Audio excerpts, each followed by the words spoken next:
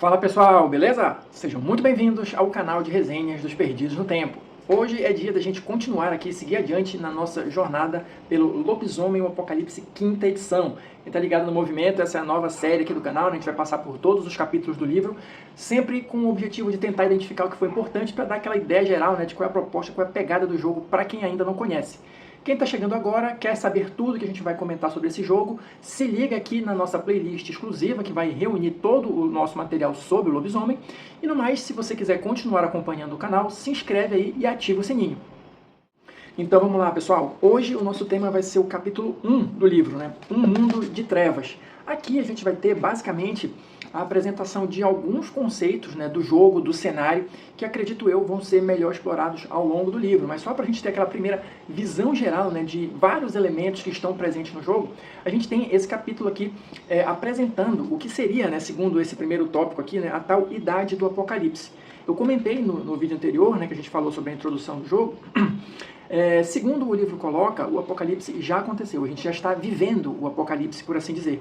E essa era foi batizada de Idade do Apocalipse. Então esse primeiro tópico aqui, ele vai explicar um pouquinho melhor, ou dar uma ideia, né, do que seria essa Idade do Apocalipse e o que a gente encontra nela.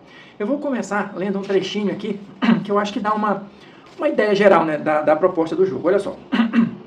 As pessoas nunca tiveram tantas opções de entretenimento. Seus celulares e computadores recebem uma torrente constante de dados que, em sua maioria, dessensibilizam os donos desses aparelhos ou oferecem diversão escapista. Parece familiar? Especialistas, entre aspas, né, despejam sua lenga-lenga em programas de TV, serviços de streaming e comícios indignados. Agentes milionários são pagos por patrocinadores bilionários para atiçar a fúria de todos contra todos, apontar quem as pessoas devem odiar, quem elas devem culpar por seus problemas. Assustadoramente semelhante, né? Enfim. Esporte, música, jogos e supérfluos sob demanda. Crédito facilitado, moedas fictícias. Contraia um empréstimo para comprar um carro, para ir trabalhar e pagar o carro. Faça um bico. Adquira, descarte, relaxe. Trabalhe com mais afinco. Invista, aliste-se, pague imposto. A rã não percebe que já está na panela e logo morrerá, cozida em fogo brando. Fruto da desesperança material, a podridão espiritual se instala, atraindo espíritos cruéis e induzindo o mundo desamparado a sucumbir a uma catástrofe ainda maior. A ganância é uma virtude. O consumo é alforria. A guerra nos traz segurança. Ser cruel com o próximo e o meio ambiente é a maior das conquistas. A normalidade, entre aspas, como conceito humano, rendeu-se a uma série infindável de crises econômicas, humanitárias, ecológicas e existenciais. Então, esse retrato, né, da chamada Idade do Apocalipse é basicamente um retrato do que a gente tem hoje no nosso cotidiano, né? Pelo menos de uma maneira geral. Isso eu acho interessante porque, assim, eu lembro que no jogo da década de 90 eram basicamente esses temas, mas de novo, acho que não era nada tão escancarado ou não com esse vocabulário que é utilizado agora, mas de alguma maneira eles conseguiam retratar um pouquinho do sentimento da época. Então eu acho que isso permanece nesse jogo, claro, sofrendo as atualizações necessárias, porque já passaram 30 anos, né, basicamente, da década de 90 para cá. Então a gente tem um outro cenário, uma outra visão, mas os problemas, na sua essência, continuam os mesmos. Então, além de um jogo, né, eu sempre vi essa questão do mundo das trevas, se bem utilizada, né, como a gente comentou no vídeo anterior, pode servir também como algo para você refletir, repensar algumas condutas e serve, querendo ou não, de alerta, né, para o que está rolando por aí. O próximo tópico que o livro vai trazer chama A Hora Faz o Lobo. Aqui, primeiro, tem uma coisa que eu acho interessante, que é o seguinte, ele fala qual é a pronúncia, né, de Garou. Garou. G-A-R-R-U. E a sílaba tônica seria a última, né? Garou. Sinto dizer, mas eu vou continuar chamando de Garou, porque assim, já é um vício de linguagem para mim, mas o livro diz aqui qual é a pronúncia correta do termo para quem quiser adotar, né? Para mim vai continuar sendo sempre Garou, né? É que nem X-Men. Eu tenho que parar e pensar para dizer X-Men. Para mim é X-Men, porque era assim que eu falava quando eu era moleque e paciência. Mas bom, além dessa questão da pronúncia, o tópico ele fala aqui um pouquinho sobre o que é, né, como é essa visão dos Garou e vai entrar um pouquinho no que eu comentei no vídeo anterior, dessa maneira equivocada para resolver as coisas. Eu vou ler um trechinho aqui, olha só. Desde sempre, os Garous vaticinam a morte de Gaia, o fim do mundo, a destruição de todas as coisas, o Apocalipse. Desde tempos imemoriais, a mitologia pessoal dos lobisomens tem sido a vanguarda na guerra contra a ruína do mundo. Na condição de defensores de Gaia, eles tinham a função de abater as ameaças à sua mãe mundo e evitar o apocalipse. Indiscutivelmente, no entanto, esse tempo já passou. Hoje, os únicos garus que acreditam que o apocalipse ainda não chegou e pode ser impedido, ou, o que seria mais absurdo, que o apocalipse veio e foi impedido pelos garus, são aqueles que padecem de negação da realidade ou auto-engano. E aí o livro segue comentando sobre essa visão dos garus e como é que não é, isso relacionado com a questão da idade, né, do apocalipse que a gente está vivendo. E no final das contas, o que a gente vai ter aqui? Uma conclusão, pelo menos na minha opinião, mas é mais ou menos para onde o livro leva, que os lobisomens, na verdade, eles são armas, né? Mas armas, ou mesmo tão poderosas quanto os lobisomens, não mudam o mundo sozinhas. Muitos podem encarar isso até como ferramentas. As armas são ferramentas, os lobisomens são ferramentas. Os lobisomens têm um propósito específico, eles foram criados para serem máquinas de moer carne, né? Mas isso, por si só, não é suficiente para resolver as coisas. Por isso que o livro chega na conclusão de que os lobisomens não conseguem mudar o mundo sozinhos, justamente porque eles não vão conseguir resolver tudo na porrada, sendo bem direto. E aí, na sequência, o livro vai continuar abordando alguns temas que a gente comentou aqui, né? O fato dos lobisomens viverem à margem, né, do mundo dos humanos, do mundo dos lobos, do mundo espiritual. Ele vai discutindo um pouquinho mais sobre isso, né? Vai falar também um pouco sobre a questão da cosmovisão animista, né? No caso lá da Umbra, né? Dos espíritos. A Umbra é o reflexo do nosso mundo e assim ela também vai refletir, né? A desesperança, a corrupção que existe no nosso mundo é refletida também na Umbra e tal. Então ele vai dando alguns detalhes em relação a isso. E vai falar aqui um pouquinho também sobre a questão da cosmologia, né, dos lobisomens, que é justamente aquela, basicamente, né, aquela questão da tríade. E aqui ele vai reproduzir aqui a descrição, né, de cada uma das forças principais, e isso, até onde eu lembro, basicamente ficou da mesma maneira que era nos antigamente, né? Então a gente tem aqui, olha, a Wild, ou o caos primordial, que representa a criação e a mudança, né? A Weaver, ou Tecelã, representa a ordem que surge do caos, e a Wyrm, ou Serpe, que representa a entropia e destruição. Então, a Wild seria aquela força explosiva de criação, vamos dizer assim, né? A Weaver estabiliza a criação, dá forma à criação, e a Wyrm seria a entropia, é o final, é a destruição, é o recomeço do ciclo. Isso quando elas funcionam de maneira equilibrada. Aqui, continua sendo aquele lance do desequilíbrio entre as forças que gera, pelo menos parcialmente, todas as desgraças, né, que a gente vive no mundo. A ideia vai mais ou menos nessa linha. Avançando, o livro vai abrir um tópico aqui chamado Um Mundo de Trevas, onde ele vai começar a discutir como é esse mundo, como é o cenário do jogo, né?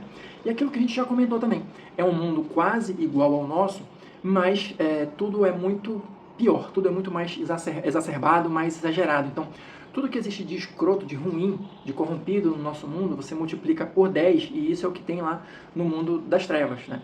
Tudo é muito mais sombrio, tudo é muito mais entediante, tudo é muito mais perigoso, tudo é muito mais pervertido, enfim.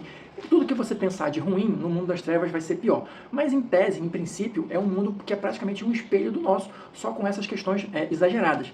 E uma diferença que faz toda a diferença, enfim, no cenário, é que no mundo das trevas o sobrenatural existe. Monstros existem.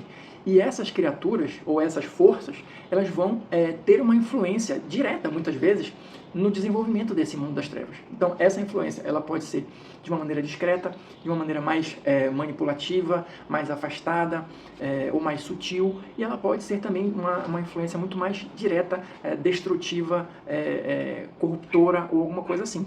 Então, basicamente, eu acho que talvez de todos os cenários de RPG, o do mundo das trevas seja o mais fácil da gente entender, porque basicamente é o mundo que a gente vive piorado, né? Então, assim, não tem muita dificuldade de você entender o nível tecnológico, como é que as coisas funcionam, como é que a sociedade se organiza, porque você vive isso. Então, se você minimamente presta alguma atenção no mundo que você habita, não é difícil você compreender, pelo menos, o esqueleto ali, a base do mundo das trevas. Na sequência, o livro vai abrir aqui um tópico para falar um pouquinho do punk gótico, né? Essa realidade, esse cenário aqui do mundo das trevas se define como um mundo punk gótico, mas o que seria basicamente isso? Ele vai dividir aqui em subtemas e vai falar primeiro a respeito do gótico.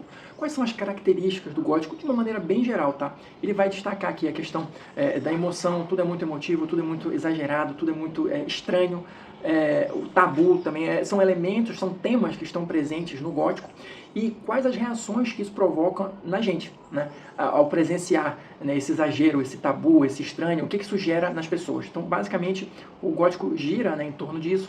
Também outra temática que é recorrente é a questão da superstição versus o racionalismo, tá? E, só que aqui um detalhe, que até o livro faz o alerta aqui no finalzinho. Eu vou até ler esse trechinho, porque acho que é mais claro. Olha só, um alerta. Selecionamos aquilo que nos convinha. O verdadeiro movimento gótico, lá da história da literatura, apresenta posturas retrógradas, particularmente em relação à identidade de gênero, etnias e temas que contrapõem civilização e barbárie. Use o que este gênero literário tem de bacana, não aquilo que deve ser relegado à lata de lixo da história. Então, assim, ele pegou algumas características do movimento gótico que são interessantes para compor, né, o mundo das trevas, mas como o próprio livro diz, não são todas as características ou todas as ideias pregadas pelos góticos que são incorporadas aqui no mundo das trevas. Ele, na sequência, fala aqui também da questão do punk, tá? O punk, eu vou ler um trechinho aqui também, olha só. Em sua essência, o punk é rebelião, mudança e derrubada de status quo. Por definição, os garou ou outros protagonistas, né, do mundo das trevas personificam esse ethos do punk. São agentes intrínsecos da transformação. Ou seja, o punk ele tem na sua essência derrubar ali o status quo, vamos dizer assim, né? A ideia por trás da coisa toda vai mais ou menos nesse sentido. E aí o livro segue adiante em outro ponto, eu vou continuar lendo aqui, olha só. No contexto de lobisomem, todo antagonista ou grupos, né, de antagonistas existe para tomar ou reforçar o controle. Em muitos casos, são agentes do status quo, grupos que existem para manter as coisas exatamente como estão, para que beneficiem uma minoria reduzidíssima de indivíduos que obtêm dinheiro, poder, status, etc., ao impor estruturas que impedem o resto do mundo, praticamente, de alcançar a autodeterminação. Ou seja, é isso, é uma batalha contra tudo que oprime, contra tudo que explora, né? Contra, basicamente, o status quo. É isso que representa a parte do punk no punk gótico. E o lobisomem está no meio disso. Afinal de contas, a luta dele é basicamente contra os poderes constituídos, né? Vamos chamar assim. Só para a gente fechar essa parte, vou ler mais um trechinho aqui. Os personagens dos jogadores são os protagonistas, mas isso não significa que eles sejam os mocinhos. Isso também é importante de destacar. E, na verdade, eles não são os mocinhos mesmo, porque você e seus amigos vão querer dar destaque às ambiguidades morais implícitas ou explícitas nos propósitos e nas ações deles, dos personagens.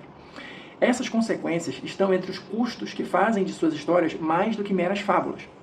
Parte da tragédia dos lobisomens é que eles são extremamente competentes no emprego da violência, mas a violência muitas vezes é a pior maneira de lidar com os problemas que a alcateia terá que enfrentar. Então aquele negócio, eles foram criados para serem máquinas de moer carne, mas moer a carne não é a solução para o problema. Então, basicamente, a ideia toda gira em torno disso. E para fechar essa parte, eles recomendam aqui no livro que você faça o famoso ajuste fino, né? Quais características do gótico você quer explorar, quais características do punk você vai explorar, você vai fazendo esse ajuste de acordo com o interesse do seu grupo, ou talvez até da própria história. Em algumas histórias você vai explorar mais algumas características, em outras você vai para o outro lado, enfim, isso aí fica a cargo, né, decisão ali em conjunto do narrador e dos jogadores. Seguindo adiante, o próximo tópico que o livro abre chama O Apocalipse Bate à Porta.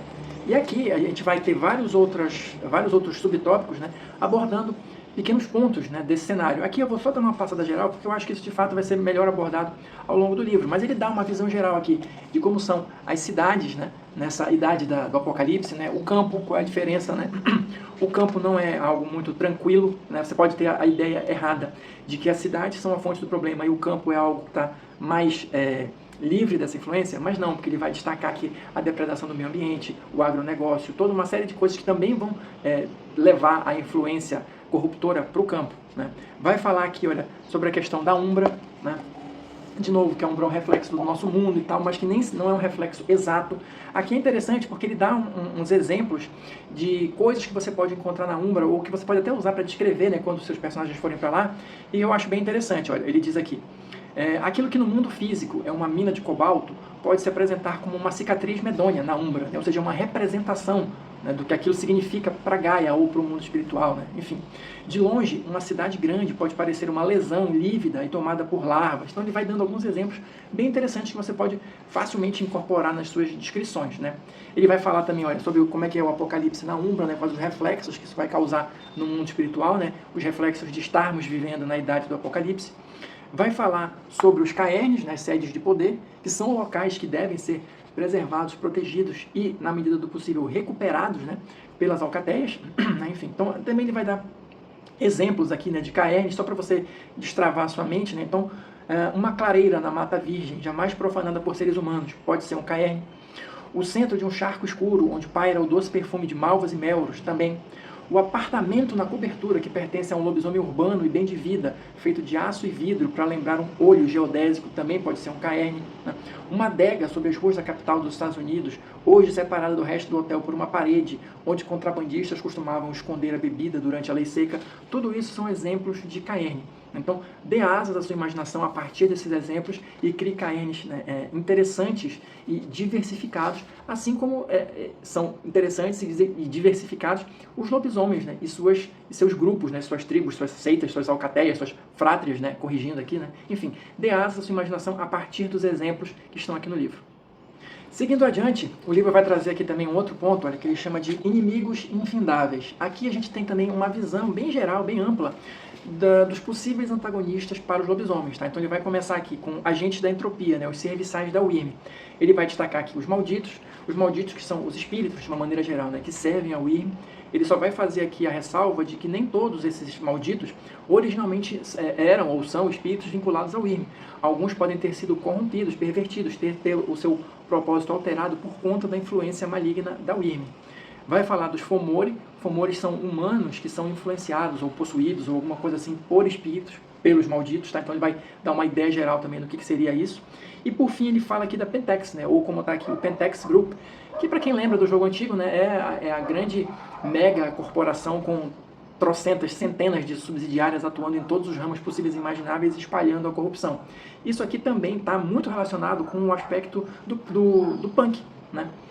Do cenário, porque o punk tem muito, se a gente pensar no cyberpunk, tem muito esse negócio de você lutar contra grandes corporações, lutar contra o status quo, e talvez aqui no cenário do mundo das trevas, o que melhor represente isso seja justamente a Pentex, né? Nas suas milhões de iterações diferentes que os personagens podem encontrar.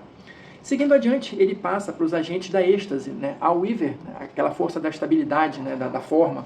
Ele vai destacar aqui, além dos espíritos, né? Claro, ele vai destacar aqui caçadores de monstros também. Porque, olha só, como a gente falou ainda há pouco, se os lobisomens são vistos, né, são encarados como máquinas de matar e como monstros, efetivamente, pelos resultados dos atos que eles praticam, quem não tem a menor ideia do porquê eles fazem isso, ou do que está acontecendo no mundo de uma maneira geral, estamos vivendo a idade do apocalipse, isso vai envolver a grande maioria da humanidade, é muito possível que aqueles que tenham recursos o suficiente, força de espírito, força de vontade e tal, para combater os lobisomens, o façam e achem que eles estão sendo os heróis, que eles estão livrando o mundo de um grande mal, que são esses monstros chamados lobisomens. Então, isso é mais ou menos a ideia por trás dos caçadores, né? E os espíritos é a mesma coisa. Os espíritos eles vão ali servir ao Weaver da melhor maneira possível, só que isso pode levar eles a confrontos diretos com os lobisomens, né? Mas a gente vai, acredito eu, abordar isso melhor quando estiver na parte específica da Umbra, né? E para a gente fechar, tem os agentes do caos, a Wild. Alguém pode pensar que a Wild, por ser uma força mais ligada com a natureza, com a criação, não seria um inimigo para os lobisomens. Em princípio pode até não ser, mas a gente sempre tem que lidar com a questão dos espíritos descontrolados, né?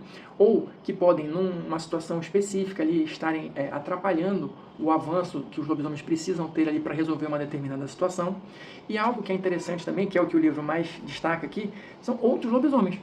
Os lobisomens são seres ligados ao Wild, mas nem todos eles são bons, aqui entre aspas, né? A gente viu que eles não são os mocinhos, mas nem todos querem, de alguma forma, atrapalhar a idade do Apocalipse. Não, o livro vai citar aqui, por exemplo, olha, a seita de Fenris e os dançarinos da Espiral Negra. Ou seja, lobisomens que se perderam ao longo do caminho e servem ao Wyrm ou atrapalham os Garou de alguma maneira. Então, não é porque está ligado ao Wild, à força da natureza, da criação, que automaticamente é um aliado. A ideia básica é essa. E só para a gente fechar de fato, né, o conteúdo desse capítulo e desse vídeo, na última página aqui a gente vai ter, olha, exemplos de conflitos. Que nada mais são, cada um desses parágrafos aqui é uma possibilidade de aventura, é um gancho de aventura se você quiser desenvolver, mas só para dar uma ideia de quão diversas são as possibilidades se você misturar todos os tipos de inimigos que foram mencionados aqui nesse último tópico, né? Então, tem diversos exemplos de conflito abordando diversas situações envolvendo tudo que foi apresentado no livro até agora. É legal, porque te ajuda já a destravar, né, a sua mente, a sua imaginação, para já ir pensando em coisas que seriam interessantes de abordar em uma história, em uma crônica de lobisomem. Então é isso, pessoal. Eu vou ficando por aqui. Fechamos mais um capítulo do Lobisomem Apocalipse. Espero que vocês estejam curtindo. Quem assistiu o vídeo até agora, muito obrigado. Deixa aí seu like, seu comentário para a gente continuar batendo papo, trocando informações. E no mais, a gente vai se encontrando nas próximas resenhas.